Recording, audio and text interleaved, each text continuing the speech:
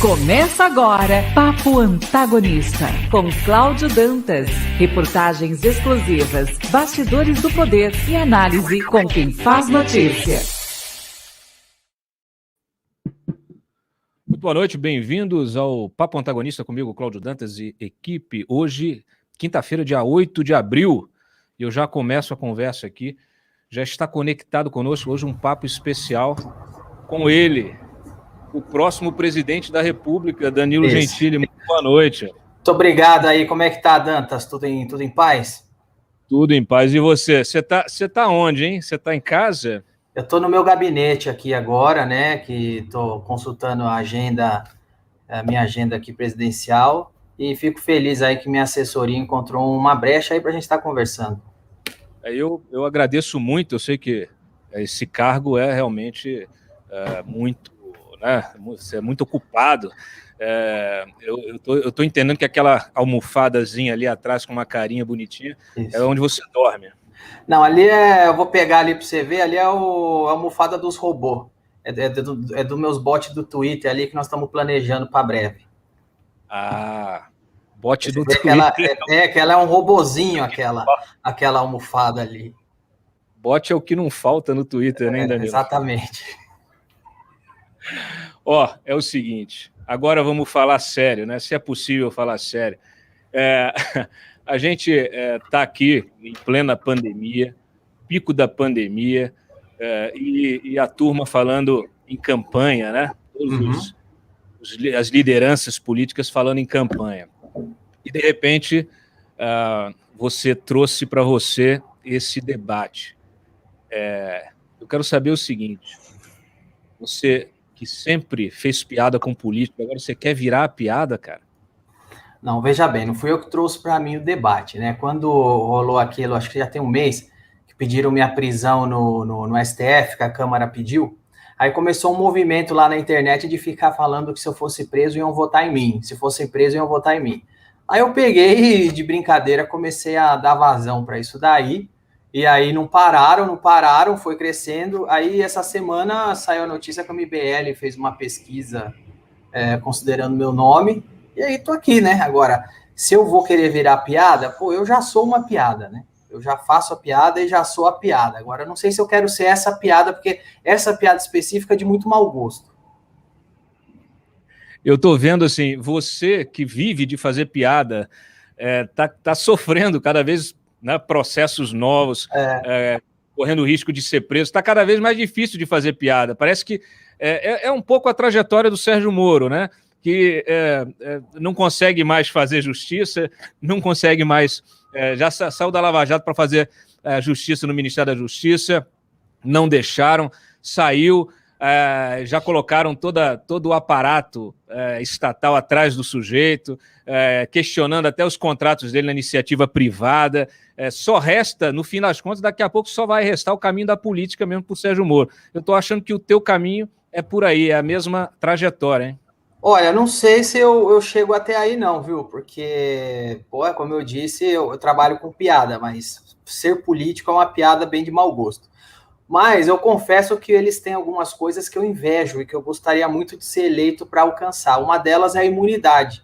Porque veja só vocês, se você criticar um deputado que está votando a impunidade para ele pede a sua prisão. Então, o cara que quer ser impune, o cara que quer fazer tudo e ficar impune, pede a prisão de um comediante que critica isso na rede social. Então, isso eu invejo muito. Eu adoraria ser eleito para conseguir a impunidade para falar o que quer. Mas se um dia eu for eleito, o que eu vou me empenhar para fazer é colocar no Brasil a primeira emenda americana. Isso aí eu acho que é uma coisa que o Brasil está muito para trás, porque não existe aqui. A gente não tem uma liberdade realmente verdadeira de expressão aqui. Não tem mesmo. Aí o papo é sério, né? Na verdade, a gente tem sofrido, não só vocês, como comediantes, que precisam ter a liberdade de expressão respeitada para fazer a piada, que a piada ela é uma crítica social. Nós, como imprensa, também somos assediados, né? Hoje até a ABI entrou com um recurso no Supremo para garantir que o jornalismo crítico continue a ser feito, porque ele está cada vez mais cercado por esse assédio, assédio, inclusive judicial, né, de processos, pilhas de processos de todo tipo de político, né, desde o vereador que espanca e mata o enteado até o presidente da República que deixa a população morrer no meio da pandemia. Né? Você usou a palavra assédio judicial, isso aí é o que mais acontece. Hoje, por exemplo, eu acordei e descobri que eu estou sendo investigado no Ministério Público por supostas ofensas a obesos. Aí você vai lá ver a investigação, nem eles sabem direito o que aconteceu. Pegaram uma piada lá que eu fiz com o Diguinho, pegaram uma tuitada minha de 2018 a respeito de uma notícia, e aí isso vira uma investigação no Ministério Público. Eu descobri hoje aí, que quem for nas minhas redes vai ver o que está acontecendo. Pelo que parece, é a Câmara, pelo que eu li na notícia, a própria Câmara que está indo atrás. Então, o que eles fazem, o assédio judicial é a palavra perfeita. Eles pegam qualquer coisa, eles falam assim, não é que aconteceu um crime, nós temos que fazer justiça. É assim, eu não gosto do antagonista, eu não gosto do Cláudio Dantas, eu não gosto do Danilo Gentili. O que eu consigo achar aí para incriminá-lo? Vamos ver. Foram lá nas minhas redes sociais hoje, não acharam nada, acharam umas piadas de gordo lá que eu fiz com o Diguinho, e falaram, então vamos nessa aí. Porque não deu certo pedir a prisão, não deu certo pedir demissão, pedir tudo, vamos tentar essa. Então é um assédio realmente. Os caras ficam tentando, uma hora vai que dá, né? É uma forma de tentar calar, né? Isso que, infelizmente, a gente está vivendo na pele, né? Mas desses casos todos aí, eu até te pedi uma lista mais cedo, mas não deu tempo, né? Eu tenho alguns aqui. Tem. O que você ganhou aí? Você ganhou já vários, inclusive um com a Maria do Rosário, né? Com a Maria do Rosário foi anulado agora, antes de ontem, né? O processo foi anulado, e na real aquele processo sempre foi um absurdo. A real é que o processo, ele nem tinha entrado, depois rolou um negócio estranho lá no Rio Grande do Sul, que os caras desarquivaram, aconteceu, veio para São Paulo, foi condenado à prisão. Então, eu tenho aqui, ó, que o meu advogado criminal levantou as tentativas de me incriminar no judicial por coisas que eu falei, não é que eu fiz, piadas que eu contei, coisas que eu falei, que eu tuitei em público, eu tenho quase uns 10, 11 casos de tentativas de me criminalizar pelo crime de fala, de opinião, só no criminal. Se a gente for lá para o civil, eu devo ter mais uns 20, 30. Então, cara, sem dúvida alguma, eu sou o comediante de longe disparado mais processado no criminal e no civil da história do Brasil, cara. Pode fazer o levantamento. Eu acho que eles estão tentando fazer você virar ficha suja justamente com medo de 2022. Eles estão com medo, porque eles estão com medo. Eles sabem que eu vou mudar o Brasil quando eu me candidatar, entendeu? Eu tô com o Diego Amorim, que é o nosso especialista em política, é o cara que toma o café com o Renan Calheiros, você conhece. Ele está aqui comigo no estúdio. Diego, alguma pergunta para o Danilo, nosso pré-candidato aí? Danilo, boa noite, Cláudio, boa noite a todos. Você falou agora, brincando dos robôs, mas eu sei que são muitos robôs mesmo que atacam, que te atacam.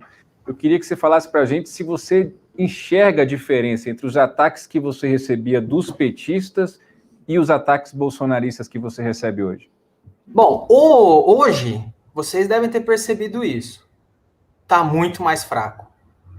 Está muito mais fraco do que já foi. Já foi uma potência isso aí. Quando começaram com esse negócio de investigar fake news, quando começou a ter inquérito, guardaram todas as ferramentas na gaveta. Mas isso é uma coisa, cara, que eu nunca vou entender. Você sabe, todo mundo vê que é bot. Porque lá atrás, quando a gente começou a falar, porque ninguém é idiota, eu tenho um histórico grande de perseguição por MAV, militância em ambiente virtual petista. Eles faziam acampamentos e ensinavam táticas de assassinato de reputação, eles tinham com verba pública blogs sujos, perfis, robôs, fakes e tudo mais. Então eu passei anos entrando nessa máquina de assassinar a reputação.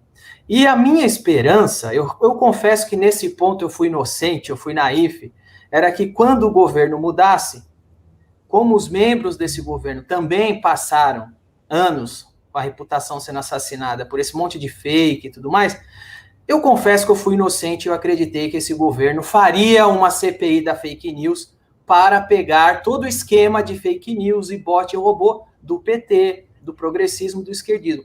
Mas quão podre não foram esses caras que, ao invés que com poucos meses de governo, ao invés deles fazerem a CPI da fake news, tomaram uma CPI da fake news. Os caras copiaram exatamente a máquina anterior de assassinar a reputação, fizeram a deles. Em vez deles entrar isso seria um golaço que o governo teria feito. Porque eu acho que uma das coisas que mais estão envenenando o país é esse nós contra eles. E essa máquina de assassinar a reputação do governo passado, que vocês sabem, vocês também muitas vezes entraram nela, muita gente relevava, muita gente do mainstream, como era uma máquina mais progressista, mais esquerdista, mais do PT, muita gente do mainstream simpatiza e relevava. E os caras fizeram a deles em vez de colocar em pratos limpos essas que tinham. Então isso para mim foi uma decepção, porque isso poderia ter colocado uma bela calmaria nesse nós contra eles. Mas eles vieram jogar mais lenha na fogueira. Então, agora, a diferença dos ataques que eu tinha do PT com a máquina de assassinar a reputação do atual governo, eu acho que o PT me identificava como um inimigo, porque eu era, de fato, um crítico ao governo anterior, ao mensalão, eu vivia lá metendo pau, fazendo piada e zoando. E esse atual governo, eu vejo eles atacando não inimigos, mas pessoas que queriam ajudar, mas fizeram críticas, e isso foi o suficiente para passarem a espada e cortar a cabeça. E isso não via a máquina do PT fazendo. O PT não ia lá assassinar a reputação do PSOL, por exemplo. Eles iam lá e iam mais atacando quem eles consideravam que era do outro lado. Essa máquina, se você pisar 1 milímetro fora da linha, se você não ajoelhar para as narrativas que eles criam, eles vêm e destroem sua cabeça. E só colecionaram inimigos e desafetos. Pessoas que queriam ajudar, que queriam colaborar espontaneamente, acabou tendo nojo dos caras por tudo que eles fizeram. O objetivo deles sempre foi um projeto de poder muito específico, né, Danilo?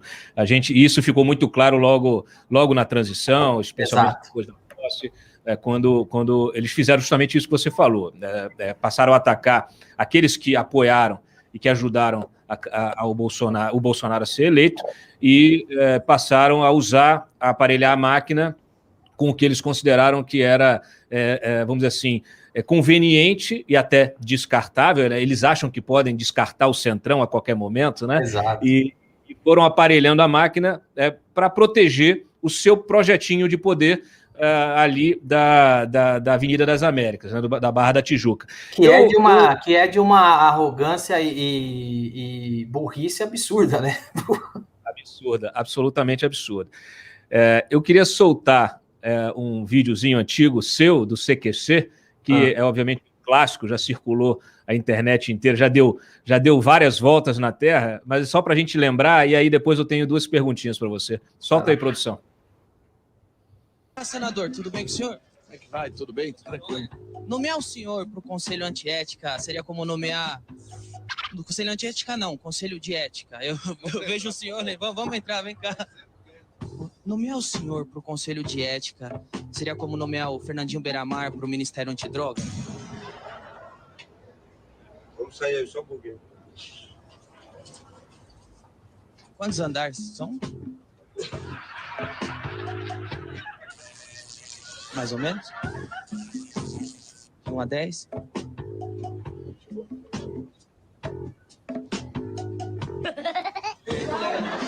Senador, tem mais respeito. Tem mais respeito para poder.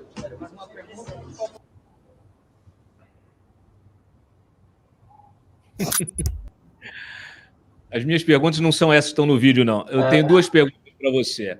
Uma, você acha que se fizesse isso que você fez hoje, você sairia preso lá do Congresso? Segunda pergunta, diante de Bolsonaro, quase 400 mil mortos na pandemia, diante de Flor de Lis, volta do Lula, doutor Jairinho, a gente parece que está vivendo uma realidade paralela. A coisa ficou tão grave, né, e passou a atingir aquilo que é a base da sociedade, né, as famílias, a vida das pessoas. Eu te pergunto se ainda cabe hoje fazer piada com essa gente. A primeira pergunta é se eu fizesse isso hoje, se eu acho que eu iria preso. Eu tenho certeza que sim, mas não é mas não é só nesse governo, porque a primeira vez que eu fui no CQC, que eu entrei num Congresso Nacional fazendo CQC, foi fazendo uma pergunta para o Arlindo Quinalha, então presidente da Câmara. Foi a minha primeira matéria em Brasília do CQC. Foi a primeira pessoa do CQC que entrou em Brasília. E eu perguntei para ele sobre o Caixa 2 do PT. E naquela ocasião, ele olhou para minha cara, deu um sinal para trás, veio 3 seguranças do Congresso e me levou preso para a prisão do Congresso, porque tem a prisão ali, né? E me levou preso. E me expulsou. Então, isso não é... Sim, provavelmente hoje é bem possível que sim, se aparecer alguém fazendo esse tipo de pergunta, vai preso. Mas eu também já fui algumas vezes lá. Então, não é uma novidade isso. Essa é a mentalidade dessas pessoas, seja de direita, seja de esquerda. O brasileiro, quando vira político, deixa esse viés autoritário dele aflorar de um jeito que, se você for inconveniente, ele vai te prender mesmo. É o que a gente falou, não existe um mecanismo aqui que defenda a liberdade de expressão como algo intocável, que não pode ser tocado. Então, sim, eu acredito que sim. Aí você falou, por que eu não fui preso com o Renan Calheiros? Porque aí teve todo um histórico que o Arlindo Quinalha mandou me prender, não sei quem lembra, teve uma comoção lá para a gente poder fazer o Congresso Nacional. Depois disso, eu fui preso mais algumas vezes, com políticos locais, prefeitos, governadores, vereadores, no próprio Congresso. Então, esse negócio vai e volta. Hoje tem muito autoritarismo, mas sempre teve. Isso nunca saiu da mente e do modus operandi do político brasileiro. Sobre os casos que você citou, Dantas, é lamentável. Esse do menino Henry, eu vou te falar. Eu me dei a liberdade de permanecer alienado nesse caso. Eu sei por cima o que aconteceu, já estou completamente enojado, puto, e não quis me aprofundar. Não quis me aprofundar porque... eu me dei o direito de, dessa vez, ficar alienado, porque é muito revoltante, cara. É muito revoltante, cara. A barbaridade é tamanha que é isso, né? A gente não há o que dizer, né? Apenas que seja cumprida a lei, que é descumprida a todo momento. O sujeito que estava tomando posse, né, como vereador, assim como a Flor de Lis, né, também é investigada por um assassinato bárbaro do marido, circulando na Câmara. Aí sabe o que acontece, seu? Porque isso aí para mim não cabe piada com um cara desse. A minha opinião é uma, e a última vez que eu adei, pediram minha prisão para o STF, que foi quando estavam pedindo impunidade para a Flor de Lis.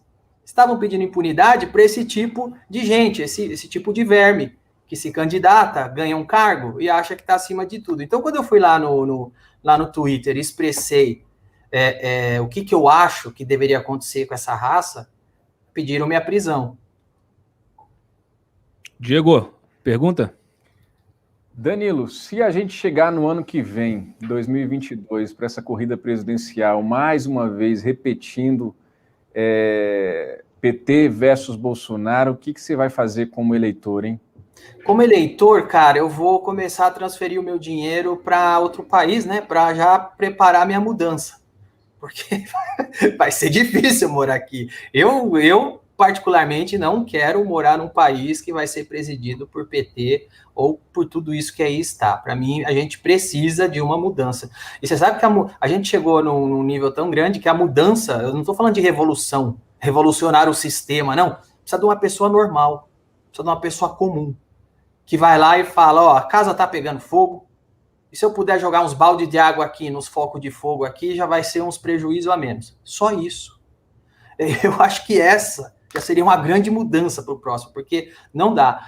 As pessoas hoje falam muito do Lula, né? Ah, mas é melhor o Lula que o Bolsonaro, melhor o Lula que o Bolsonaro. Eu não acho nenhum dos dois bons, eu acho que o Brasil não tem que se contentar com nenhum dos dois.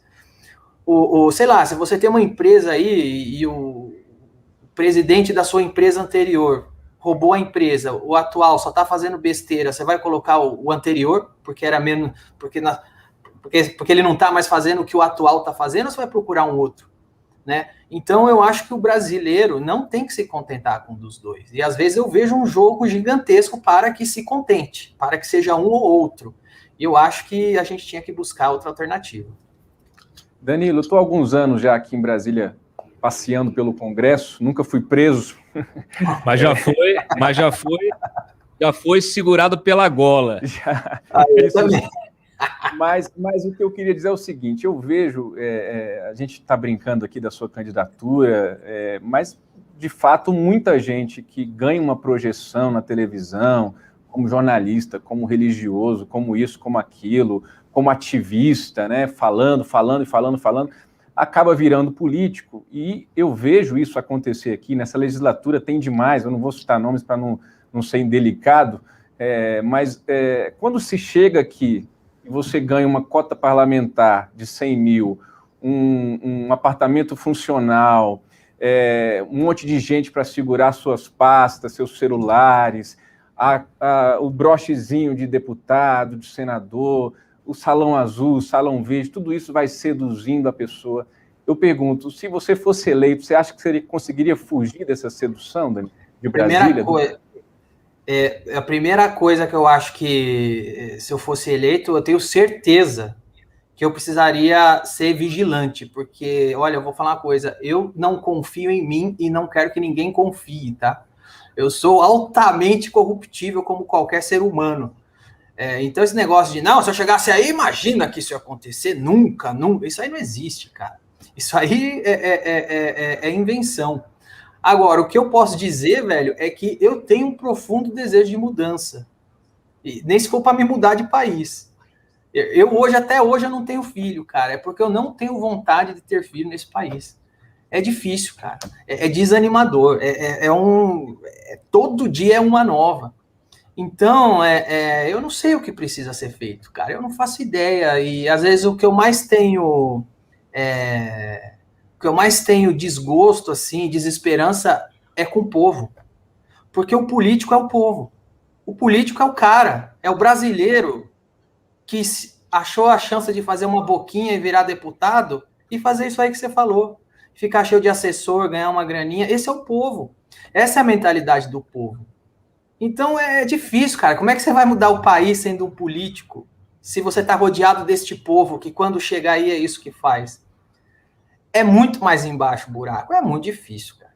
É muito difícil. Ô, Danilo, ter filho fica difícil com o Diguinho, né? Fica difícil. Um abraço, viu, Diguinho? Sou um fã também. Depois eu ajudo você a abraçar ele aí. Isso, exatamente. A primeira dama aí fica realmente difícil. Mas está aí a foto já oficial. Tá? Posso falar uma curiosidade sobre essa foto aí? Que é o seguinte, cara, o Temer era recém-empossado. O Temer tinha acabado de assumir aí a presidência. E eu passei anos zoando a Dilma e o PT, e sempre se eu fizesse isso na TV antes, os caras falavam, ligaram aí para te demitir. Esses caras aí não gostam de você. Aí eu zoava a Dilma, a repórter da Folha me ligava, por que você falou da Dilma? Você é machista? Aí, assim que mudou a presidência, eu zoei. Eu coloquei o Diguinho de Marcela, eu de Temer, e esse aí era um especial de Halloween. A gente tava todo mundo vestido de monstro. É um eterno Halloween. Tava todo mundo vestido de monstro, eu e o Diguinho de Marcela Temer. E aí eu observei que não apareceu ninguém preocupado porque eu tava zoando o Temer e a Marcela. Aí não tinha machismo zoar a Marcela, podia zoar o Temer. Então, tem políticos que ficam sob extrema proteção, às vezes, de militância e até mesmo de jornalista mainstream, né? Duas coisas. A gente percebe que pode colocar o presidente que for. Se o Centrão continuar onde está, todo presidente da República precisa negociar com o Centrão. Né? Então, a gente, muitas vezes, até a discussão de uma candidatura presidencial, seja ela fake, seja ela real, eu acho que deve nos servir como reflexão, que você não vai ser capaz de promover as mudanças que você está falando se o eleitor não pensar no Congresso, não pensar no voto dele para deputado, para senador, para deputado estadual, assim como acontece nos estados, com governadores, etc.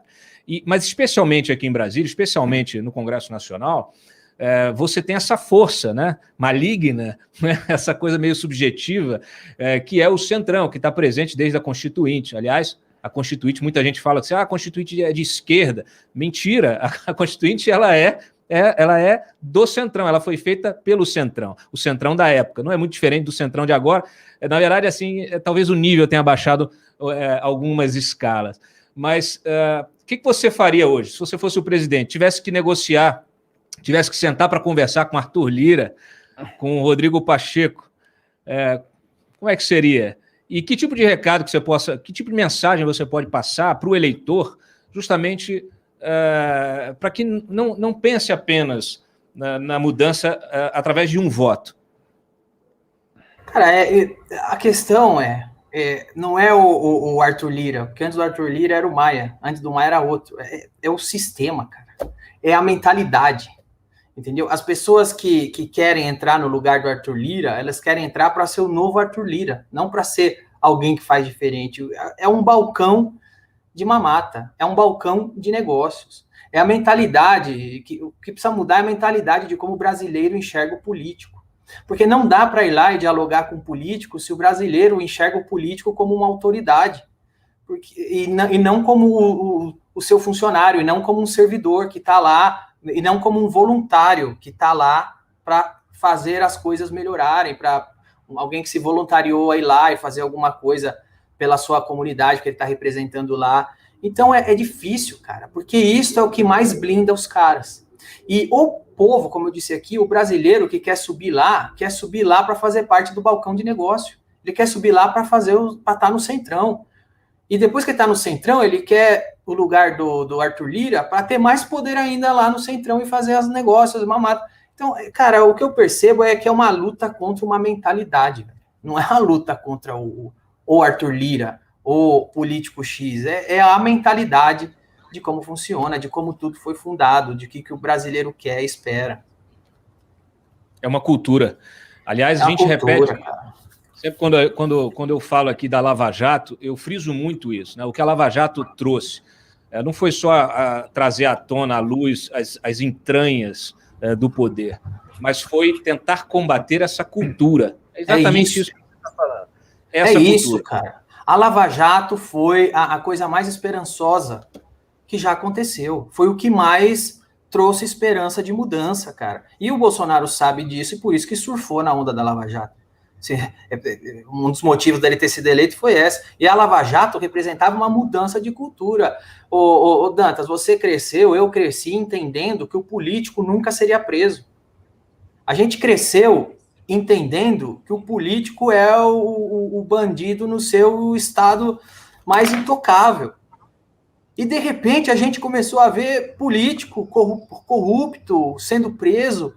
Isso trouxe uma puta esperança para todo mundo. E o jeito que fizeram, que esse governo fez com a Lava Jato, o jeito que ele desmontou, o jeito que ele entregou, cara, assim, foi um banho de água fria para todo mundo, cara.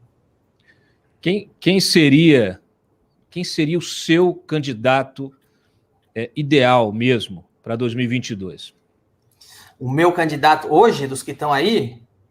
Não, do que você gostaria que estivesse aí.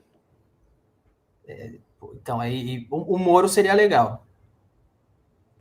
O Moro seria legal, o Sérgio Moro. Mas eu também entendo que o Sérgio Moro é um jurista, né, cara? Ele não é um político, né?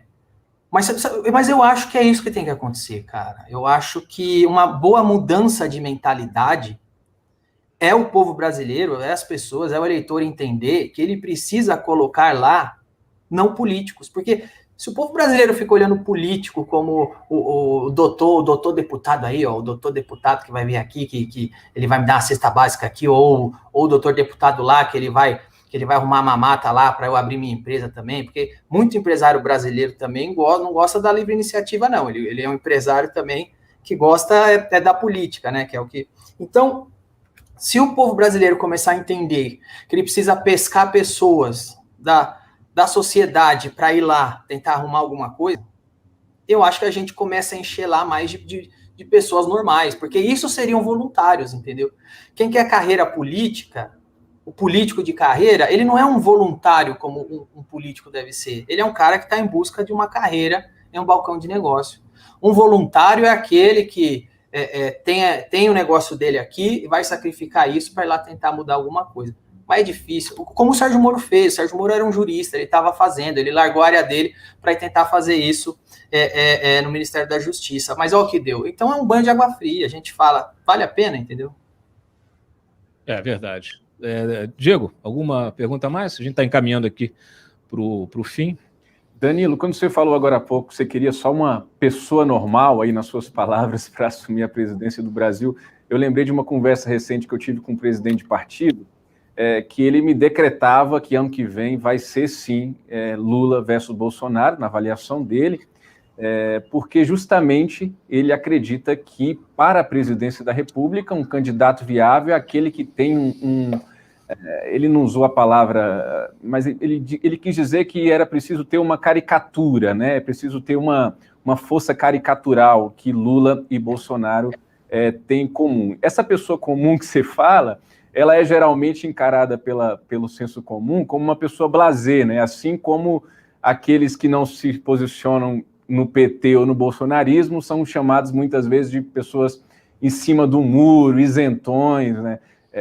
Mas há uma larga avenida aí, há muitas opções entre o A e o Z, não, Danilo? O que você está dizendo, vê se eu entendi, é que essa pessoa comum, ela sempre perde para o populista, porque o populista, ele é o populista, assim como o estelionatário é o que sempre ganha as pessoas comuns, é o estelionatário, porque o trabalho do estelionatário é falar o que a pessoa quer, na entonação que a pessoa quer, né? Prometer o que a pessoa quer, né? Então, quando você quer o impossível, só mesmo um farsante que pode te satisfazer. É por isso que a gente sai ano, entra ano, só tem farsante aí, que é o que o povo quer.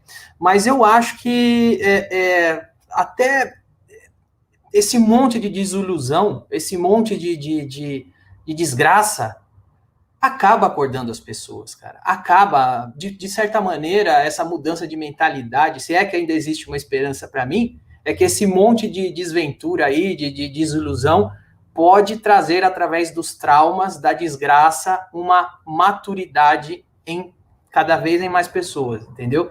E aí, quem sabe, não é essa mudança de mentalidade que a gente quer. Agora, minha campanha vai ser o seguinte, então, vocês escolham aí um candidato que vocês acham que pode ser legal, e aí eu entro de presidente, certo? No outro dia que eu vencer, eu saio fora e deixo ele assumir. E tá tudo bem. Eu ia te perguntar se você escolher a Granja do Torto ou o Palácio da Alvorada. Eu não sei, eu acho que eu escolhi minha casa. Deve ser muito chato morar lá nessas residências oficiais aí, cara. Quando eu era CQC, eu parava lá na frente, eu achava chato. Umas coisas quadradas, fria, grande. Nossa, deve ser uma casa mal assombrada aquele lugar, cara. Tem muita ema lá. Ema e uma... Bom, enfim, deixa pra lá. Mas tem asno também, né? Tem asno, bichinho, né? Tem anta. Tem de tudo. Olha, na pesquisa que você mencionou no início do programa, muita gente não tem conhecimento dela, então eu gostaria de citar, pesquisa encomendada pelo MBL, te colocou aqui empatado com o Luciano Huck, 4% das intenções de voto. Bom, primeiro que a exposição que o Huck tem no noticiário político é muito maior, muito mais antiga, né? Então, obviamente que você, falando o português aqui, claro, você tem muito mais potencial de voto do que o Luciano Huck. Isso me parece muito, muito evidente. Mas eu queria saber qual é, vocês dois, como duas pessoas que vêm do entretenimento, né? E que têm essa visão, esse interesse pela política e até de concorrer a um cargo eletivo. Isso é absolutamente legítimo, como você falou, é um caminho, pode ser um caminho também de mudança. Eu quero saber o seguinte, qual é a diferença que você vê entre você e o Huck, além do nariz, obviamente? Olha, a diferença que eu vejo é o seguinte, primeiro, o Huck está na Globo, fazendo um programa bastante popular, né? Ele está muito rico, mas, tipo assim, não se compara, ele é um cara bilionário, ou seja, ele é muito melhor do que eu. Eu prefiro 1000 vezes o país ser administrado por um cara que tem uma carreira muito melhor do que a minha, do que eu mesmo, né? Pelo menos ele é bom, ele ficou trilionário, ele sabe o que faz, né? A gente imagina que uma pessoa, pelo menos com a sua própria carreira, a sua fortuna, vá combater as práticas ilícitas, né? Pelo menos. Se ele fizer pelo Brasil um pouquinho do que ele fez por ele, pô, dá para fazer umas coisas boas aí. É isso aí. Bom, Diego, mais alguma pergunta? É isso, obrigado, Danilo. Valeu, eu que agradeço aí. Olha, eu obviamente não tenho o que falar, agradeço aqui a tua participação, é muito relevante esse debate, eu acho que independentemente da sua candidatura ser real ou fictícia, você como um influencer, né, que agora está na moda, você como uma pessoa que pode influenciar, eu acho que atrair o debate para a sua figura, eu acho que acrescenta muito e que você continue nessa trajetória de estimulando o bom debate, buscando um país melhor, que eu acho que é isso que a gente tem que buscar diante de uma situação absolutamente caótica, né? Diante de um país que parece revirado do avesso e que cada vez, né, Danilo, vai ficando para trás na história. No final das contas, quando a gente enxerga o mundo, você que viaja bastante sabe disso, pode dizer isso para os nossos leitores, a distância, o abismo que se abriu, e que já existia, mas que se abre cada vez, parece mais profundo, de tudo, não é só economia, né? Política, economia, mas de tudo, de desenvolvimento mesmo, né? Como sociedade, né? Civilizatório, o abismo do Brasil, que existe entre o Brasil e o resto do mundo desenvolvido, né? Não, sem dúvida, eu gostei de tudo isso que você falou, por isso quando eu for presidente eu vou te chamar para fazer parte do Ministério das Comunicações, talvez, ou das notícias, eu não sei, vamos ver aí o que tem lá para você, tá bom? Você sabe que teve alguns ministros do Bolsonaro que me convidaram para assumir a SECOM, logo na transição. E eu falei, muito gentilmente, olha, muito obrigado, agradeço, não é a minha praia, até porque a minha primeira decisão como secretário de comunicação, ministro da comunicação, seria extinguir a Secretaria de Comunicação, o Ministério. Ótimo.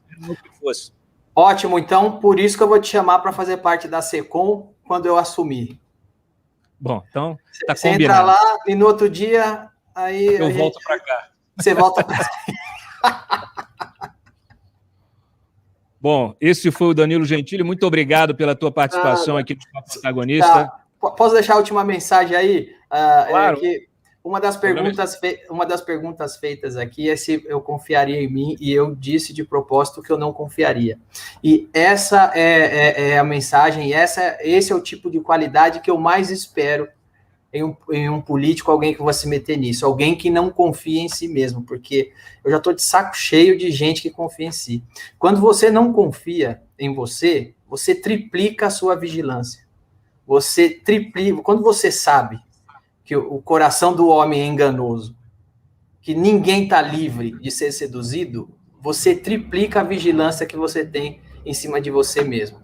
Então, eu acho que esse é o homem comum que eu gostaria muito que um dia assumisse as coisas por aqui, tá bom?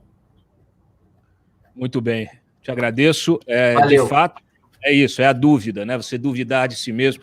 Olha, eu tenho 20 anos de pista aqui em Brasília e já vi muita gente se deixar seduzir pelo poder, muitos jornalistas se deixar seduzir pelo poder e efetivamente é preciso ter muita retidão, ter muita certeza e muita dúvida também sobre a realidade, né? Ô Danta, sabe por que a gente hoje está vivendo essa situação caótica? Porque todo mundo que está lá em cima sabe muito bem o que está fazendo. Sabe. A hora que eles pegam o microfone e discursam, eles sabem que não é para usar máscara, eles sabem que não precisa de vacina, depois sabem que precisa de remédio, depois sabem o que fazer, sabem o que não fazer. Então, eu queria pessoas que não confiam em si, pessoas que confiam menos em si próprio. Eu acho que já pode ser um bom começo, tá bom? Tá ótimo. Obrigado, valeu. Obrigado. Boa noite. Um abraço. Falou. Até 2020, então. 2022. Até 2022. A gente segue no nosso noticiário aqui. Bom, o Freitas, o Diego foi embora. Foi de verdade, ele acha que era para ir embora. O programa continua aqui, tá? Hoje ele não participou na terça e tinha que ficar aqui até o fim do programa, a menos que tenha alguma demanda familiar. Aí ele tá na entrevista? Ah, então vocês estão considerando a entrevista do pastor. Tá certo, tá certo. Não, vamos passar então para a entrevista do pastor, até porque é o seguinte, como é que está aqui o Supremo? A última vez que eu vi estava 4-1, é isso? Como é que tá? Pergunta para o Renan. 6-2, então, para manter fechados os templos e igrejas no país, em função, obviamente, dessa pandemia, desse pico que nós estamos vivendo. Então, está aí, já se formada a maioria, era formada a maioria no Supremo. Então, felizmente, uma decisão positiva, porque, de fato, seria um absurdo abrir as igrejas, templos religiosos de maneira geral, no momento em que a pandemia chega ao seu ápice. Nós, para vocês terem uma ideia, olha, o CONAS, né, que é o Conselho Nacional de Secretários de Saúde, registrou, nas últimas 24 horas, 4.249 mortes. Hoje é quinta-feira. Isso é tendência.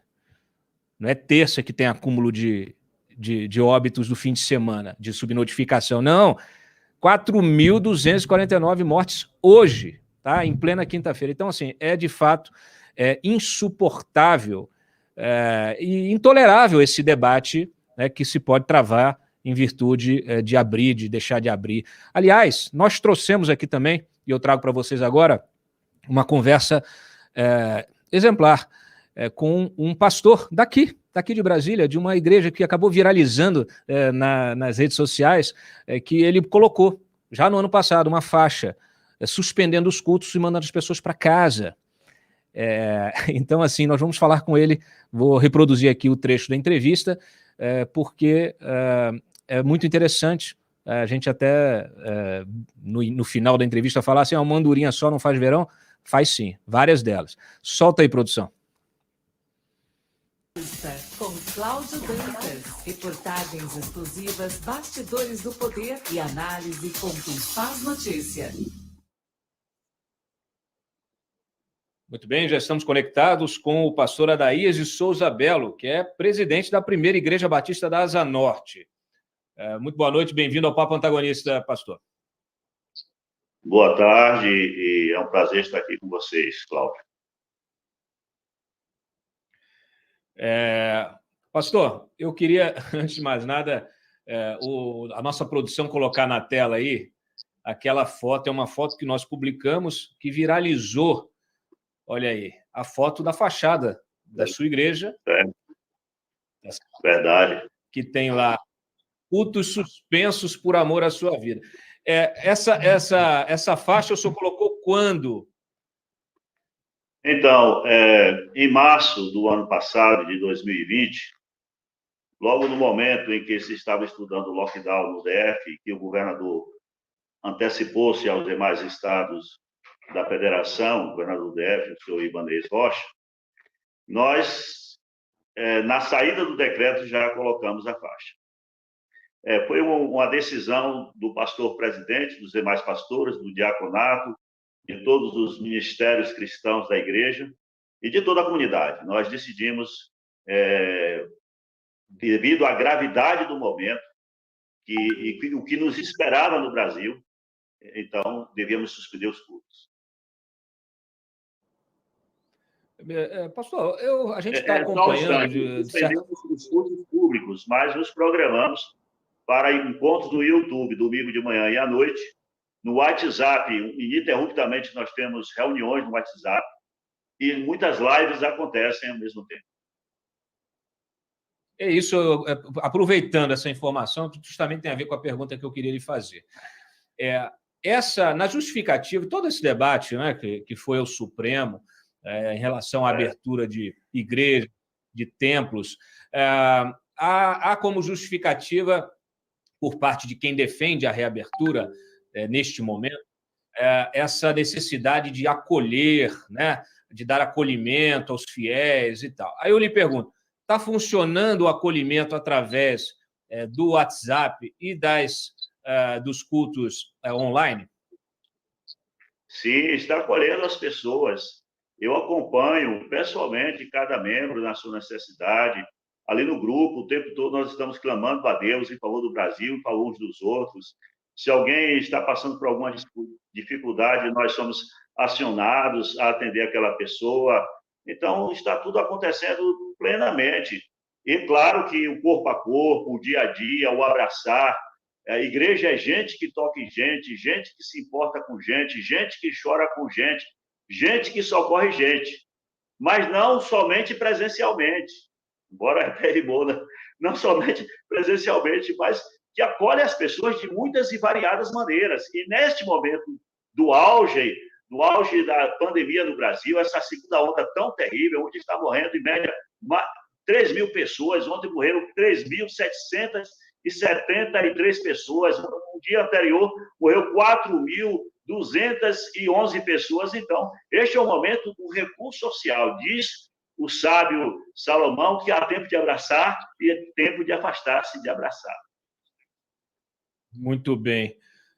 Eu convido aqui a participar da entrevista o Diego Amorim, o nosso repórter aqui, que já está acompanhando conosco o debate aqui no estúdio. Diego, alguma pergunta aí para o pastor? Olá, Cláudio. Olá, pastor. Pastor, no meio desse debate todo também entrou a questão da arrecadação das igrejas, né? A gente sabe que religião, política caminham juntas, não é de hoje, é desde sempre, e essa questão acabou se embaralhando com a questão financeira também, com alguns argumentos de que, para algumas igrejas, o culto presencial ele é importante justamente para não deixar cair a arrecadação. Eu pergunto ao senhor se na sua igreja houve queda de arrecadação por conta desse gesto que o senhor adotou. Sim, houve uma grande queda. Sim, houve uma grande queda de arrecadação, porque hoje nós vivemos um novo momento da cristandade, onde as pessoas não se afiliam com a igreja e fixam ali as suas contribuições. As pessoas circulam e tem muita gente que onde chega oferta. Então, havia um grande volume de ofertas na nossa igreja que vinha dessas pessoas que, por vezes, passavam por aí. Mas já dizia o Senhor Jesus, nem só de pão viverá o homem. Então, é hora de deixar um pouco de lado o pão, entre aspas, e a gente se preocupar com vidas. A nossa preocupação, a nossa arrecadação caiu alarmantemente, assombrosamente. Mas eu confio no Deus que faz pouco muito. Então, a gente está sobrevivendo. Deus é fiel e a gente vai passar. Agora, é importante o distanciamento social, é importante o lockdown, é importante que as igrejas agora entendam que não é uma questão de direito constitucional ao culto. Não se está se tratando disso no Supremo. Eu estou aqui diante do voto do ministro Alexandre de Moraes. Não se trata de uma questão de cerceamento do culto cristão, de forma alguma. Não há nenhum complô contra a fé cristã.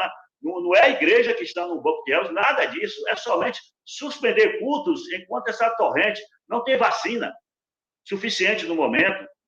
Então, é preciso que as pessoas fiquem em casa, que os trabalhos essenciais, é claro, não tem jeito, tem que ser feito, que providências sejam tomadas em todos os sentidos para que a gente se resguarde e não chegue a 500, 600, quem sabe 1 milhão de mortos. Né? Eu sou a favor de que a igreja agora vai perder recursos financeiros e tudo mais. Mas o mais importante são as vidas das pessoas por quem eu choro noite e dia. Eu aproveito para lhe perguntar, o senhor teve muitas perdas de fiéis para a Covid na sua igreja? Então, pela misericórdia de Deus, nós temos alguns casos de gente doente. Ninguém morreu por enquanto, graças a Deus. Olha só, que maravilha. Isso, enfim, a gente está discutindo isso num momento, como o senhor bem disse, né? A necessidade do isolamento. Hoje, nós até noticiamos mais cedo, tivemos aí o registro de ocupação, 100% de ocupação das UTIs de adultos aqui no Distrito Federal.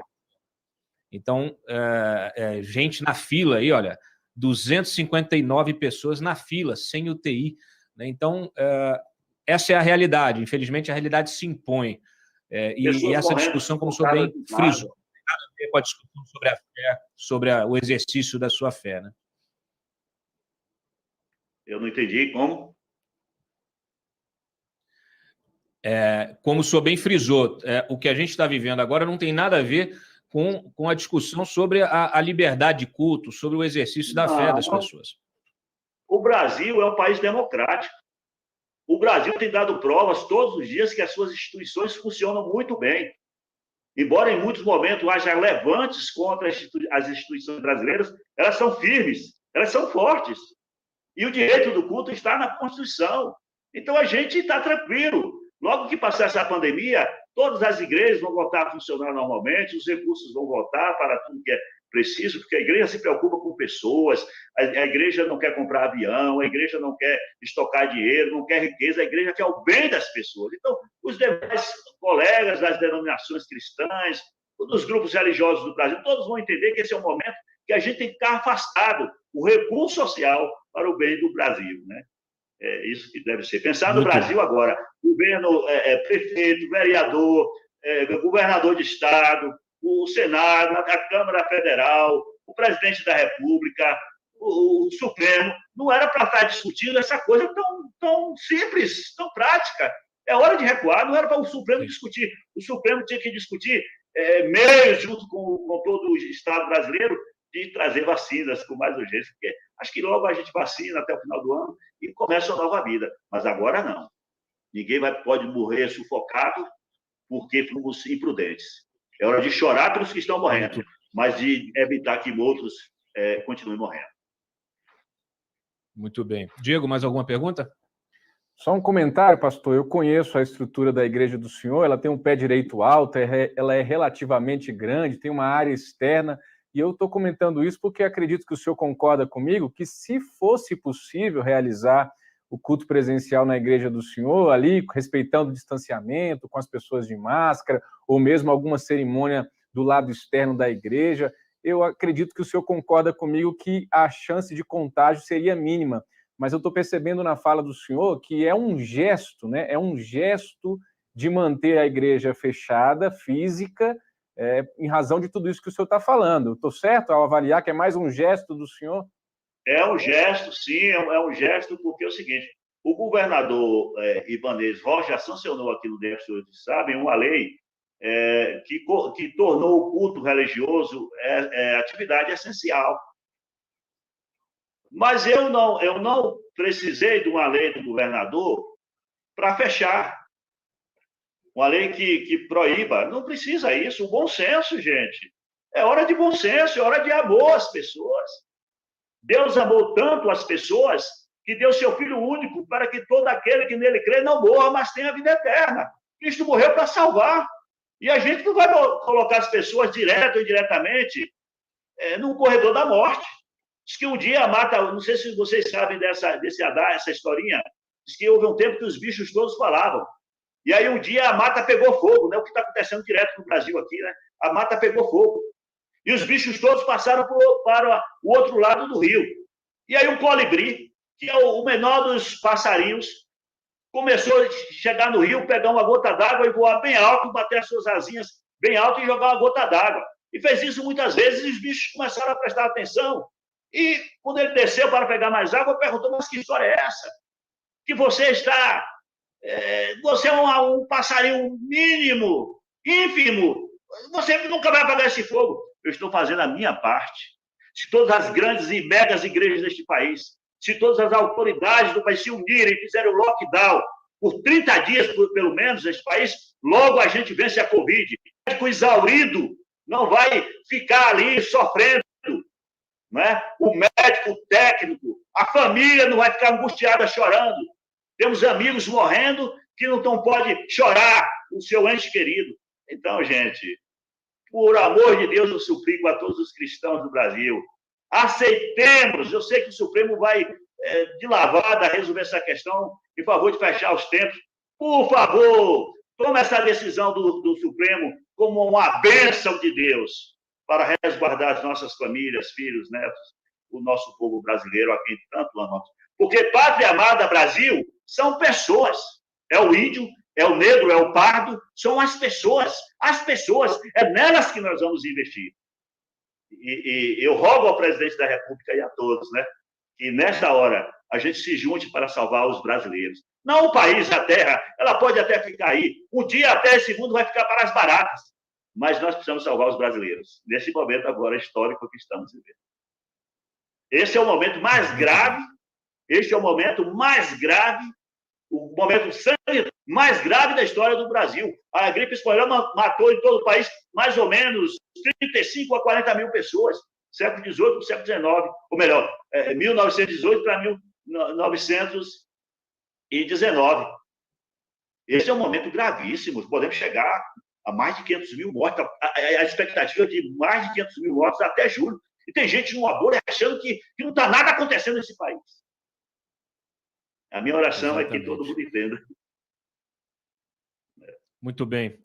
Muito obrigado. A gente aqui dá voz aos colibris, aos sabiás, justamente para que eles sirvam de exemplo. Eu agradeço aqui a sua participação no Papo Antagonista, pastor Adaías de Souza Belo, que é o presidente da Primeira Igreja Batista da Asa Nova. Muito obrigado. Foi um prazer, Cláudio. Estou sempre à disposição. Que Deus abençoe vocês e guarde todo mal. Amém. Quando o diálogo ajuda a esclarecer os fatos, nós o chamamos de Papo Antagonista.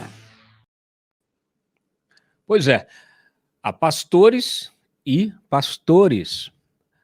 O exemplo aí do Adaías, né, perdão, ele é um exemplo para ser divulgado, para ser viralizado, né? Então, aliás, é totalmente o oposto de quem está em cima da cadeia alimentar, né? É o oposto, por exemplo, do Andrezinho, André Mendonça, que é pastor também, pastor. A gente separou um trecho do voto dele nesse julgamento do Supremo, que decidiu manter fechados os templos e as igrejas. Solta aí, produção. Registros históricos da Igreja Cristã está na própria Bíblia, de modo muito específico, no livro dos Atos dos Apóstolos.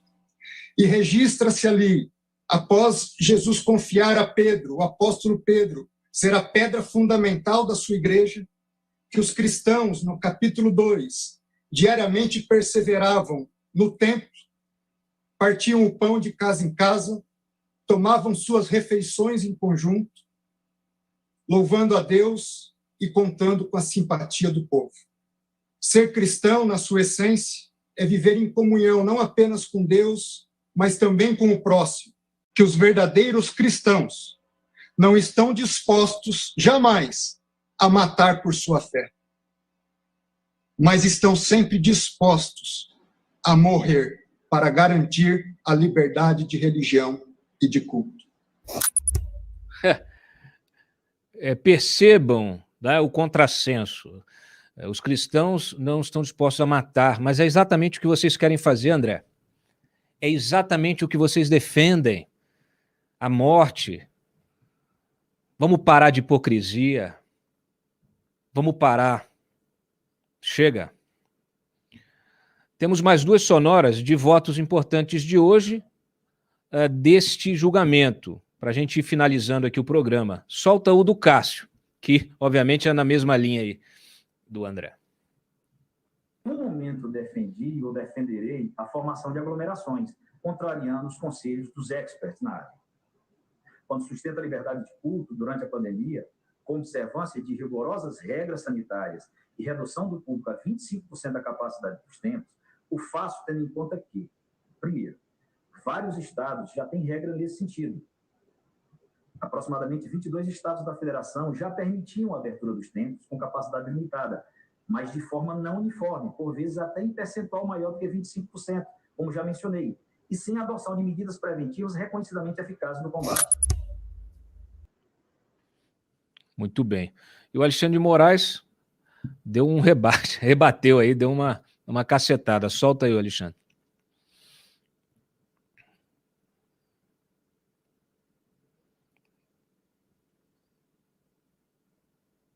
Deveríamos discutir também que a restrição ao funcionamento das escolas para salvar vidas das crianças é uma discriminação ao direito constitucional à educação. Que a restrição a comícios é uma restrição à democracia. Que a restrição no momento de pandemia a esportes, ao jogos de futebol, é uma restrição ao direito de esporte. Tudo é uma restrição. Mas não são discriminações. Bom, e o julgamento prossegue já com o placar aqui, um placar basicamente protocolar, 8-2, tá? O Marco Aurélio também, o último, votando aqui a favor da proibição de cultos e missas na pandemia. Tá? Então, felizmente, a decisão do Supremo vem em boa hora, não é sempre que acerta, mas aqui a gente dá o braço a torcer para quando a decisão é correta, é de bom senso, é justa. Nós estamos vivendo o ápice. Olha, gente, vou repetir aqui para vocês, antes da gente encerrar o programa. Foram, 4.249 mortes em 24 horas. 86.652 novos casos. Então, quem pensa em abrir, nós chegamos a 345.025 óbitos da Covid. Então, assim, quem pensa, qualquer pessoa que vire para você e fale, não, isso aí é uma conspiração para derrubar. Chega. Como disse o pastor, você que vai para a balada, para a igreja, fazer aglomeração, você está entrando no corredor da morte. Infelizmente, essa é a situação. Tem novas cepas, tem variante. É um negócio assim absolutamente intolerável e incontrolável. A situação, a pandemia hoje, ela está absolutamente fora de controle. A Fiocruz, toda hora o pessoal lá da entrevista, até já pedimos entrevista, eles não vêm aqui, a presidente da Fiocruz poderia vir aqui no programa para esclarecer o que está acontecendo com a Fiocruz, responsável por produzir a vacina da AstraZeneca aqui. O que está acontecendo? Toda hora quebra uma máquina, adiam o cronograma de vacinação. Quem está sustentando a vacinação é a Coronavac, que agora faltou IFA. O João Dória mais cedo disse, vamos conseguir manter, mas estão lá negociando, ver se libera uma nova... Quer dizer, não tem alternativa. Se parar a Coronavac, acabou. Você não tem a Fiocruz cumprindo com o prometido. Ainda não tem. Aí ficam toda hora renovando promessas. Nós estamos com a nossa reportagem dedicada a saber o que está acontecendo com a Fiocruz. E é isso. As pessoas precisam de vacina, não tem vacina. Não tem vacina. O ministro aqui todo dia uma declaração nova. Agora virou a moda. Está aqui agora o Queiroga aqui, acabou de dizer que não, realmente, a iniciativa privada tem que ajudar. Mas é claro que tem que ajudar. Um governo que não tem capacidade, agora o próprio ministro da Saúde, o novo ministro deve ter agora olhado para dentro, né, visto ali, entendido aonde ele se meteu, e agora está dizendo, não, a iniciativa privada tem que entrar para ajudar, porque a gente não dá conta. Então, assim, o que fazer?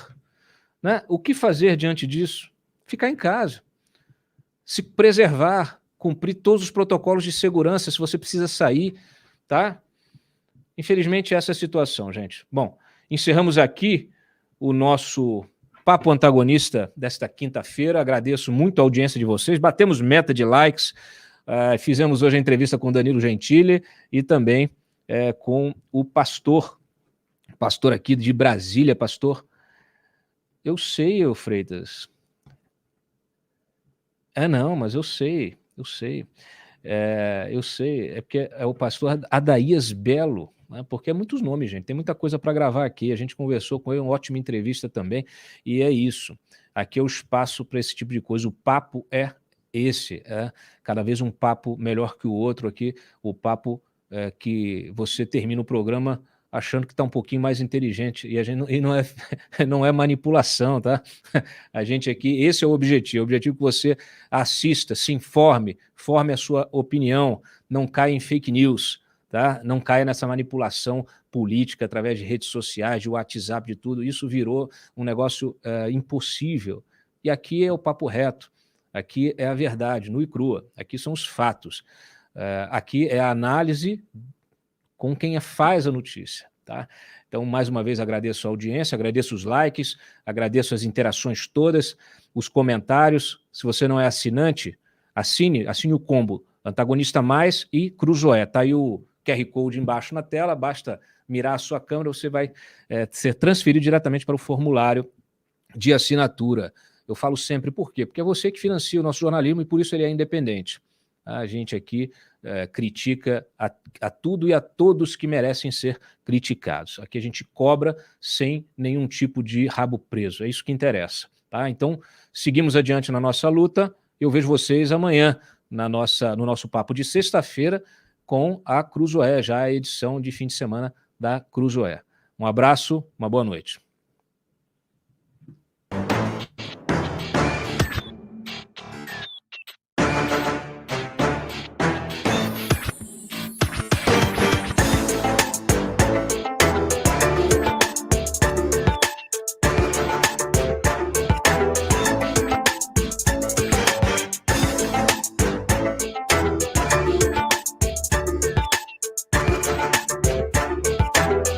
O Antagonista. Aconteceu, você fica sabendo aqui. Papo Antagonista.